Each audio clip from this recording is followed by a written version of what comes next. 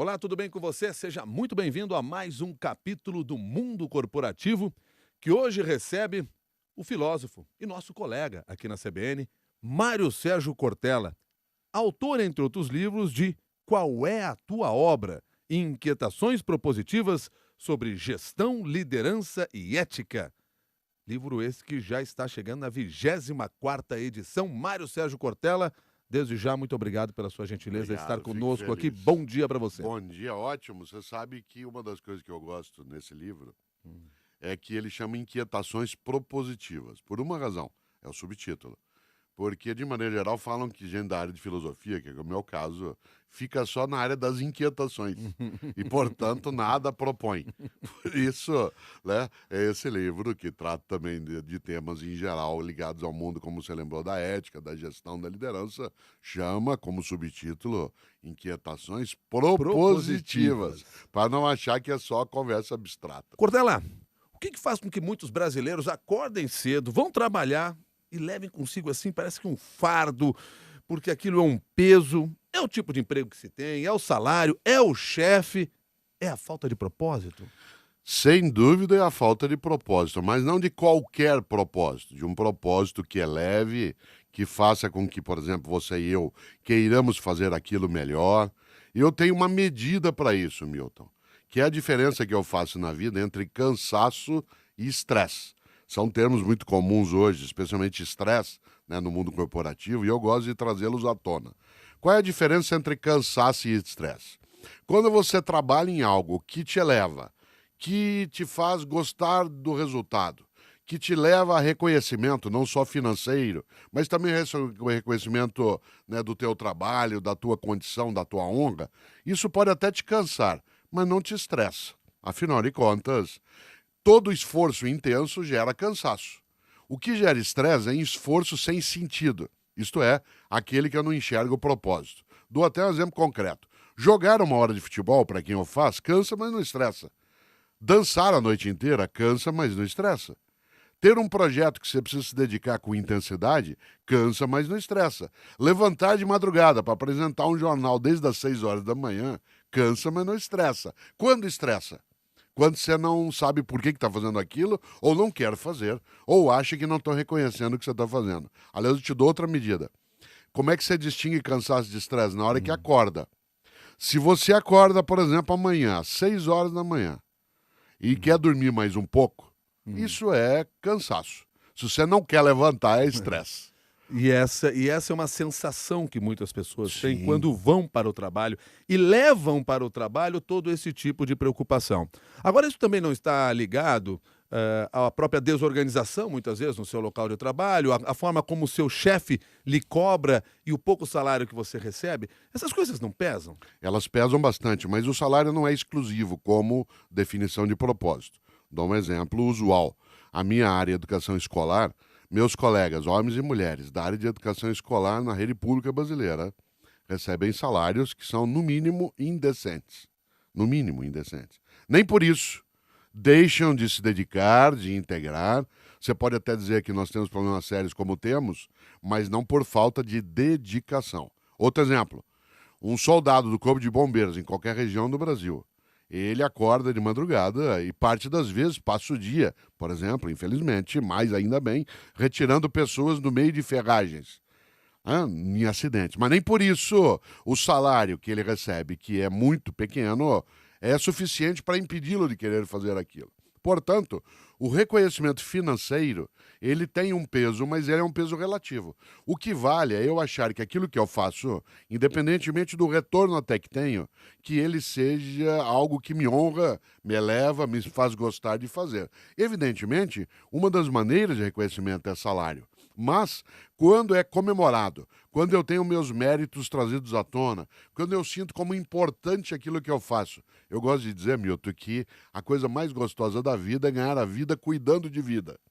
Ganhar a vida cuidando de vida. Tem gente que o faz numa empresa que lida com alimentos, numa empresa que lida com segurança de saúde, numa atividade de docência. Portanto, o que me faz crescer não é só o retorno pecuniário que tenho, mas, acima de tudo, o que me faz me reconhecer. Isto é, me faz bem fazê-lo. Não significa que não canse. Um mau chefe, ele perturba a minha capacidade de reconhecimento. O mau chefe não é aquele que é eticamente maldoso. O mau chefe é aquele que não sabe gerir direito. É aquele que corrige ofendendo, orienta humilhando, que não tem clareza de qual é o caminho que se deva seguir. O mau chefe não é só aquele que me xinga. Esse aí é mal educado, acima de tudo. O mau chefe é aquele que, antes de mais nada, impede que aquele grupo de pessoas que atua junto, que ela tenha, naquilo que faz, alegria. Não necessariamente não tenha cansaço, mas tenha alegria. Nós vamos falar um pouco mais sobre liderança daqui a pouquinho. Eu queria continuar ainda pensando na cabeça desse trabalhador que vai lá para o seu emprego, seja ele qual for. Aí o cidadão pensa o seguinte: eu tenho que matar um leão por dia, eu vou ter tempo ainda de pensar em propósitos? Como é que se reflete sobre propósitos? Que momento eu faço isso? Quando é que eu devo pensar? E que processo é esse para eu entender qual é o meu propósito e não sofrer quando vou trabalhar?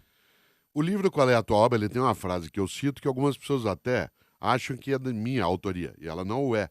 Várias vezes eu encontro no Facebook ou no Twitter, aliás, eu não tenho conta no Twitter, mas alguns até criaram para mim uma conta que eu não tenho, e, portanto, de maneira alguma, eu poderia ali tê-la colocado, mas uma frase que é do Benjamin Disraeli. Benjamin Disraeli foi um grande pensador e jurista britânico do século XIX, e ele diz o seguinte, ele diz: a vida é muito curta para ser pequena. A vida é muito curta para ser pequena. Já basta que a vida curta seja para que eu consiga pequená-la de algum modo. E o que é pequena na minha vida? Uma vida automática, robótica, servil. No mundo corporativo, no mundo das empresas, um trabalho que me leva a ter uma intensa atividade não pode retirar de mim a consciência do porquê eu estou fazendo aquilo. Isto é, mesmo que eu tenha que o tempo todo, como disse você, matar um leão por dia, enquanto eu me preparo para enfrentá-lo, a esse leão, eu preciso pensar em nome do que faço isso. Por que é que eu faço?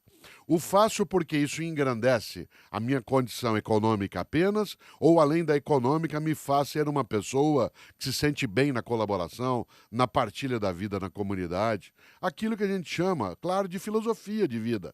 Não apenas e tão somente, eu vou insistir nessa ideia, um modo robótico de vida, em que se faz o que se tem que fazer. E agora eu vou chegar à palavra que é usada desde o século XIX para quem trabalha sem sentido: alienação.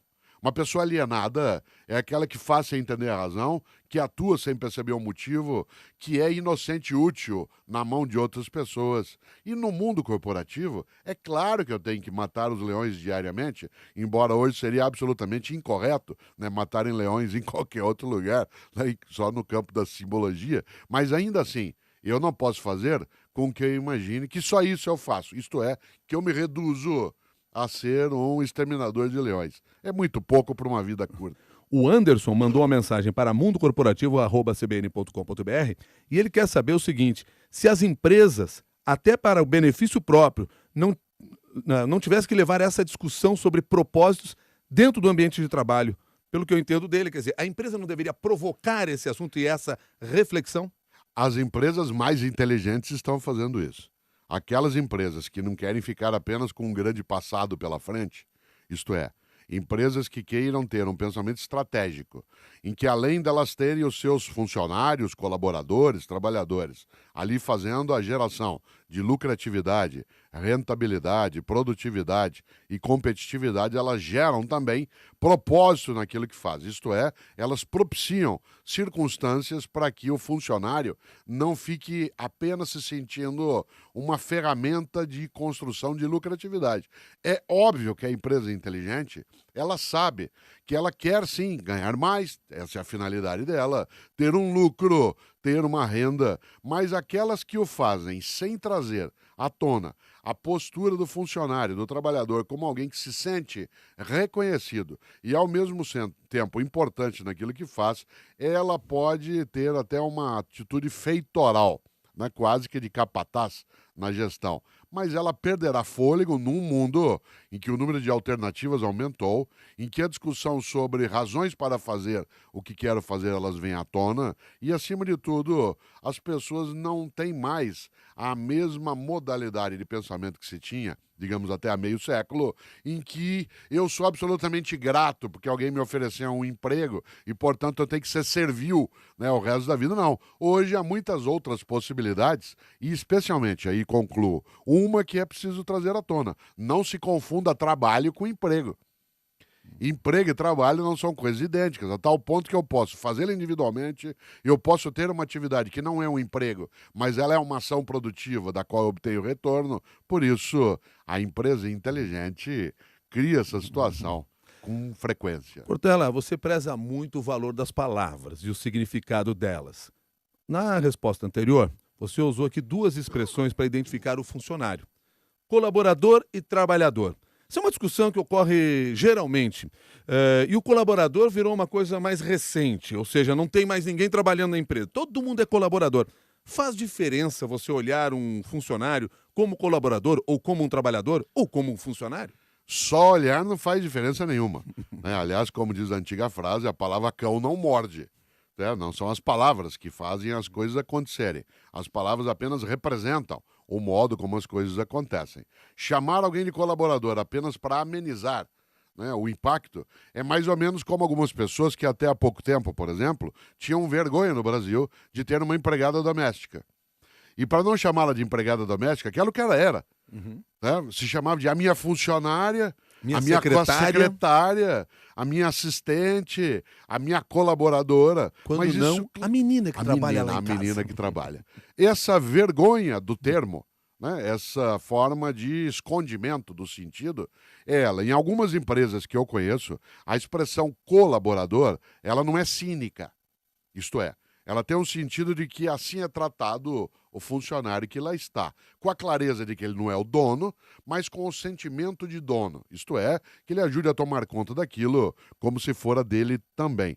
A palavra funcionário faz mais sentido anterior porque é aquilo que faz funcionar. No entanto, empregado é o termo mais adequado para essa, né, expressão no nosso dia a dia, porque ela relativiza um pouco a percepção de que eu sou outra coisa. Eu sou, de fato, empregado. Seja eu de uma universidade, seja de uma rádio, né, seja de uma estrutura, né, de imprensa em geral. Por isso, as empresas que trazem à tona a ideia de colaborador apenas como um termo, né, dourado, elas, de fato, são desmontadas no dia a dia. Quero lembrar clássica música, né, que dizia: creia, toda quimera se esfuma como a brancura da espuma que se desmancha na areia. Isto é, não dá para ficar fingindo essas coisas. Chamar alguém, né, de colaborador, sendo que ele é tratado no cotidiano como se ele fora apenas uma peça daquela estrutura, isso é de uma tolice. É melhor ser claro, para poder ser enfrentado. O Maurício mandou a pergunta aqui para mundocorporativo@cbn.com.br e ele quer saber de que maneira a velocidade das transformações mudaram as inquietações. Elas mudaram muito as inquietações. Por exemplo, nós há 10 anos, isto é, há uma década apenas, não tínhamos uma estrutura de trabalho digital e de acesso digital como nós temos hoje no nosso cotidiano. O que é que isso significa? Quando nós tínhamos menor informação sobre o mundo, quando nós não tínhamos tanta clareza sobre o impacto daquilo que fazemos, isto é, a consequência, né, do resultado, o resultado até da nossa ação, ficava menos inquietante. Quando se achava, por exemplo, que era possível que eu apenas fosse lá ganhar o meu dinheiro, né, porque afinal de contas eu cumpro ordens, mas hoje as pessoas têm maior informação sobre a ideia de que não é apenas cumprir ordens. O que eu faço tem consequência. Seja eu alguém que trabalha numa empresa que fabrica parafuso, seja em alguma que lida com prestação de serviços, tudo aquilo que eu faço tem consequência numa conexão geral, né, de responsabilidades. O impacto ambiental, o modo como eu dou atenção à minha família, a minha capacidade de me relacionar com a minha comunidade sem que seja destrutiva. Isto é, essas inquietações, elas ganharam outra força. Quando a gente lembrava inquietações sobre gestão, liderança e ética, o gestor de hoje não pode sê-lo como foi em outros tempos. Hoje existe, por exemplo, um termo no campo da ética laboral do trabalho que há 10 anos a gente não tinha quase força, que era assédio moral. Dizer para você, Milton, numa sexta-feira no fim da tarde, isso eu estou falando há 2 décadas. Seguinte, Milton, você se cuida, tá? Pensa bem, eu tô de olho em você, tá? Segunda-feira a gente conversa. Isto é, deixar você em estado de terror durante 48 horas, sem dizer o que é, há 20 anos seria entendido como incentivo. Hoje é entendido, com toda razão, como crueldade. Ademais, resulta em processo e leva a perda financeira na empresa. Portanto, essa é uma outra inquietação. Outra delas, a paridade, graças aos céus, entre homens e mulheres numa estrutura de ação em que o nível salarial não é mais aceito como era. No campo da gestão, pensar não só na lucratividade, na rentabilidade, mas na sustentabilidade social e ambiental que aquilo carrega, sem cinismo. Né? Afinal de contas, não é uma coisa que se possa fingir. Ética não é cosmética, ou não deve ser, ela não é uma coisa só de fachada que a gente usa e que no sol forte ela derrete e cai sobre o rosto. Portanto, as inquietações bastante significativamente alteraram, né, nos últimos tempos. Você se referiu agora há pouco à presença da mulher no mercado de trabalho e essa igualdade que se busca, que continua se buscando. Porque quando nós olhamos a realidade, salarialmente e no próprio espaço de comando dentro das empresas, ainda há diferença, apesar de esse cenário ter mudado bastante, se levarmos em consideração 20 e 30 anos, sem dúvida. Por que que isso ainda acontece nas empresas? Por que essa consciência ainda não foi possível de ser concretizada na contratação de mulheres, no espaço devido para as mulheres? É interessante porque essa secundarização da mulher nas empresas ela acontece apenas nos níveis superiores de gestão. Isto é, naquilo que a gente chama de estratos gerenciais para cima. Porque no campo da produção, do chão de fábrica, para pegar a área do setor primário ou secundário, isso nunca aconteceu. Isto é, as mulheres trabalharam sempre. Né? Essa conversa sobre mulheres em atividades de trabalho, ela hoje vem à tona sim em relação a quem é chefe, a quem pode ser presidente, mas lá, na produção, no cotidiano, né, ralando, cortando, fazendo, ela nunca veio à tona nos últimos 500 anos. Mas se eu pego essa que você está mencionando, que é dos estratos superiores de gestão, o extrato médio da empresa para cima, há uma diferença ainda de reconhecer, né, a paridade entre homens e mulheres e, mais ainda, de entender a mulher como sendo provida, né, provida de igual inteligência para fazê-lo. Curiosamente, Milton, eu não tenho essa questão na minha atividade, porque eu sou, como disse, da área de educação escolar, na qual, de cada 100 pessoas em educação escolar, 93 são mulheres. Então eu passei a vida tendo diretoras de escola, até na minha universidade, a PUC São Paulo, né, por várias vezes reitoras.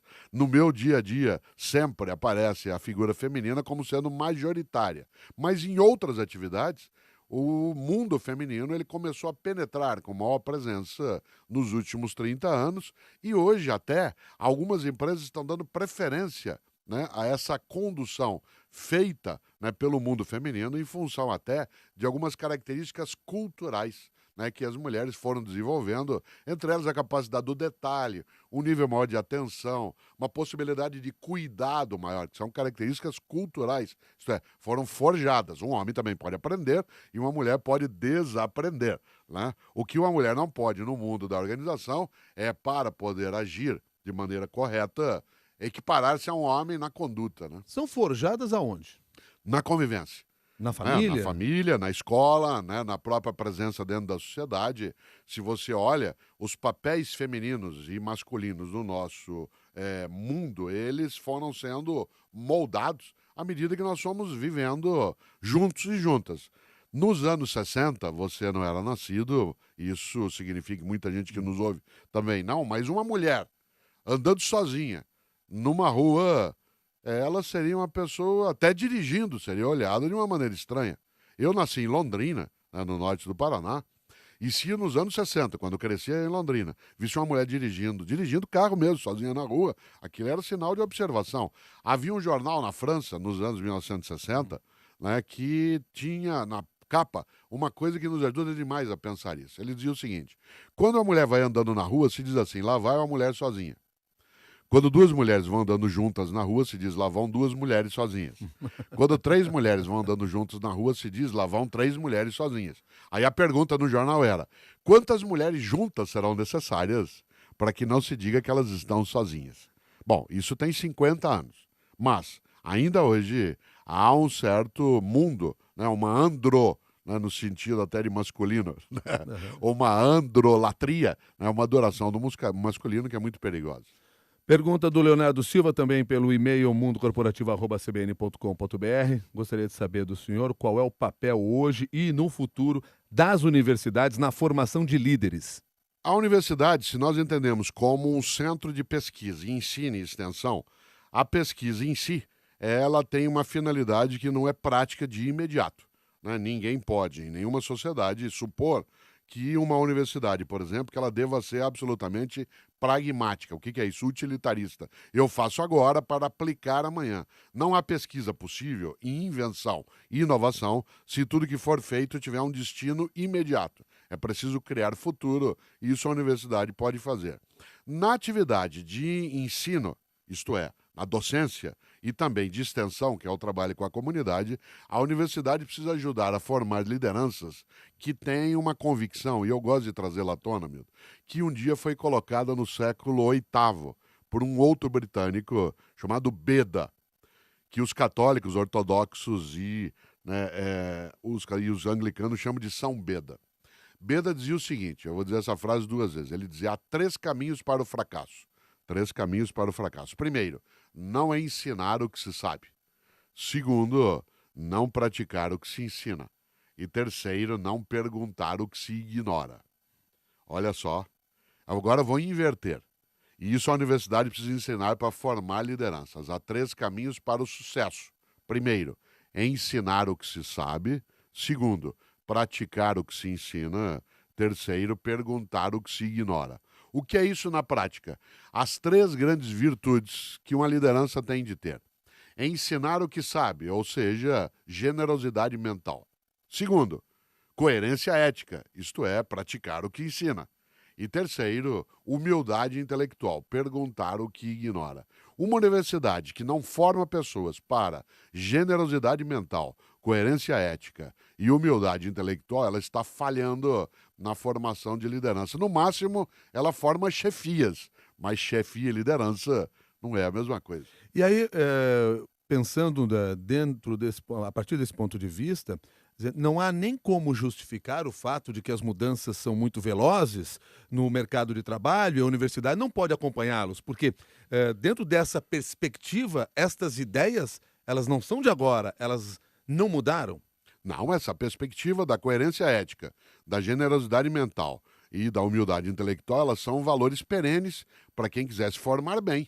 Afinal de contas, quando você imagina que toda a história ela foi construída por homens e mulheres que entenderam o sucesso como sendo uma coisa não exclusiva, mas como resultado de uma ação coletiva que eleva, inclusive, a própria comunidade, dizer que os tempos atuais eles são de uma velocidade tal que não há como acompanhar isso, como você lembrava, não é verdade. Há uma certa perenidade em alguns valores. Eu gosto de fazer uma distinção, e no livro Qual é a Tua Obra eu trago isso de novo à tona, uma distinção entre aquilo que é antigo e aquilo que é velho. Por exemplo, uma conversa desta que nós estamos tendo de rádio, ela é antiga, mas não é velha. O rádio é do século retrasado. E nós estamos no século XXI, dialogando, usando uma plataforma como essa para tratar de coisas de agora. O rádio não exclui outras plataformas de comunicação, nem as outras o excluem. Ora, há coisas que envelheceram e outras que ficaram antigas. O pensamento de Platão, a música de Mozart, a obra de Érico Veríssimo, as canções de Lupicínio Rodrigues são coisas que são antigas, não são velhas. Velho é o que não tem mais lugar. E uma das coisas boas da convivência é quando, por exemplo, uma liderança ela é capaz de separar daquilo que já foi feito antes, o que é antigo daquilo que é velho. Uma universidade antiga é aquela que tem muita idade. Uma universidade velha é aquela que não serve mais para aquilo que ela está fazendo. Eu nunca esqueço, até de um dado curioso, uma das melhores universidades do mundo na história é a Universidade de Cambridge. Né? É absolutamente incrível, né? Pra você imaginar que até Isaac Newton ensinou lá e estudou, é fora de qualquer propósito a gente esquecer disso. E nós no Brasil, as nossas universidades são muito recentes. A nossa universidade, de fato, mais antiga é a Universidade de São Paulo, a USP. Havia faculdades, mas antes de 1934 não havia universidade, de fato, no Brasil. É nada perto de outros. Cambridge tem mais de 800 anos. E eu estava há alguns anos, há uns 5 anos, num debate um dia com o ex-reitor da Universidade de Cambridge. E nesse debate, nós estávamos vários brasileiros falando, contando histórias, era mais ou menos uma conversa como aqui. E uma hora ele virou para nós e falou assim: vocês são muito impacientes. o mais difícil é nos primeiros 400 anos.